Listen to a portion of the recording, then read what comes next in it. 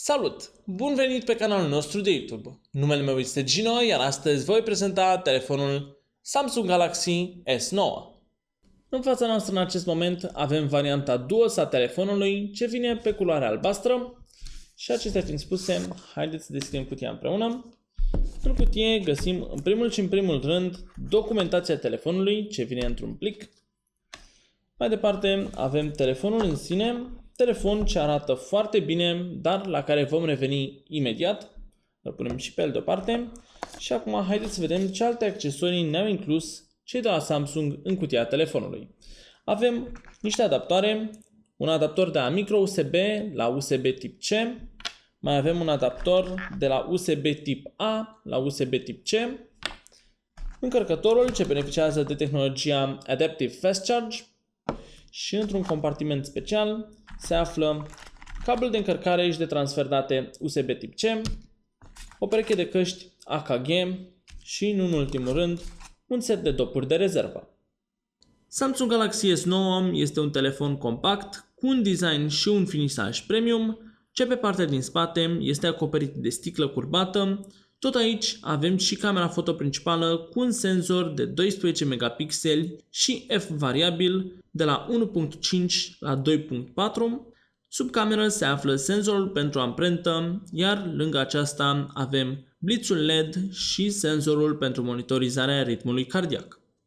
Pe partea din fața telefonului, în zona superioară, avem o multitudine de senzori, precum și earpiece-ul și camera fotofrontală cu un senzor de 8 megapixeli și f1.7.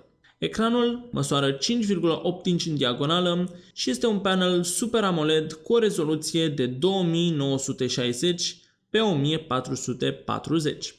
Pe partea laterală, telefonul este înconjurat de o ramă metalică.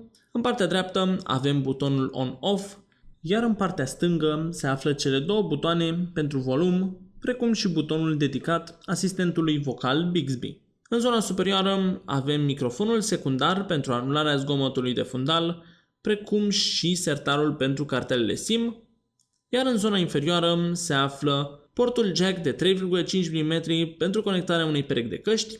De asemenea mai avem portul USB tip C pentru încărcare și transfer date, microfonul principal și difuzorul acestui telefon.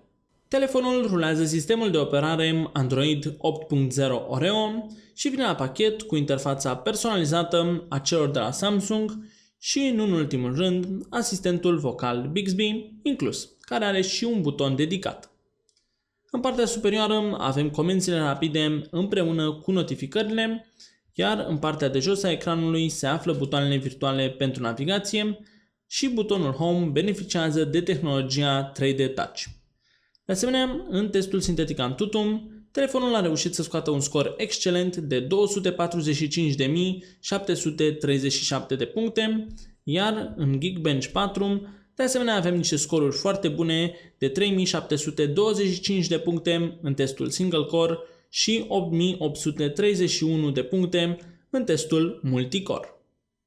Camera foto a lui Samsung Galaxy S9 beneficiază de diverse moduri ce ajută utilizatorul să realizeze niște fotografii cât mai reușite, fie că vorbim aici de panorame, portrete sau chiar poze cu mâncare. Performanțele camerei, chiar și în lumină scăzută, sunt foarte bune, în principal datorită diafragmei ce poate fi deschisă la f1.5 sau închisă la f2.4. Iar modul Pro permite utilizatorilor mai experimentați să preia controlul manual al tuturor funcțiilor camerei.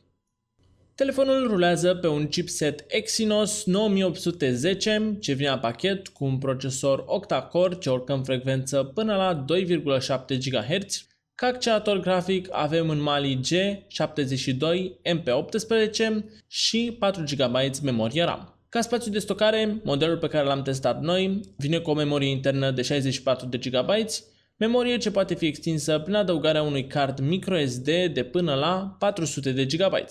Și pentru autonomie bună, cei de la Samsung au inclus o baterie de 3000 de mAh, ce ar trebui să asigure cam o zi de utilizare normală. Telefonul beneficiază de rezistență la apă și praf conform certificării IP68. Ecranul este protejat de sticlă Gorilla Glass 5 și beneficiază de tehnologia HDR10. De asemenea, în aplicația camerei se mai află emoji ARM, ce permite crearea unui avatar virtual folosind camerele acestui telefon. În concluzie, noul Samsung Galaxy S9 este un upgrade notabil comparativ cu modelul anterior, oferind un design similar, performanțe îmbunătățite și numeroase funcții noi. Acestea fiind spuse, eu vă mulțumesc pentru atenția acordată și vă invit să verificați descrierea pentru mai multe informații și linkuri utile. Nu uitați să vă abonați în caz în care nu ați făcut-o deja și noi ne vom revedea cât de curând. Eu am fost Gino și vă doresc o zi excelentă. La revedere!